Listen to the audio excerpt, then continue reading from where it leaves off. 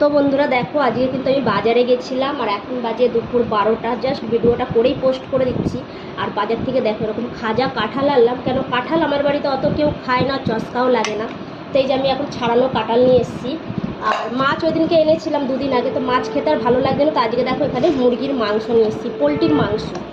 তো বাজারে গেছিলাম, অনেক বাজারই করেছি, পুরোটা দেখাতে পারবো না। আর দেখলাম বড় বড় সাইজের কাঁচকলা পাচ্ছি। আর এখন কাঁচকলার কিন্তু অনেক দাম।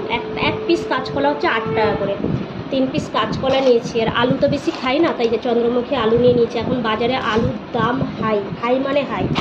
আর এখানে এক প্যাকেট চিড়ে ভাজা, এই যে মেয়েদের জন্যে ইউপি, তারপরে এই যে বিস্কিট, বাসন মাজার কাঁটা, বিস্কিট, এখানে অনেক এইভাবে খাবার দাবার টুকটাক আছে। আর এই যে স্পেশাল কুমড়ো দিয়ে, আর এই যে পুঁই শাক দিয়ে হবে রুই মাছের মাথা দিয়ে চচ্চড়ি। ঠিক আছে, আরও বাজার আছে, ব্যাগ থেকে ঢালবো, আর পাচ্ছি না। ঠিক আছে।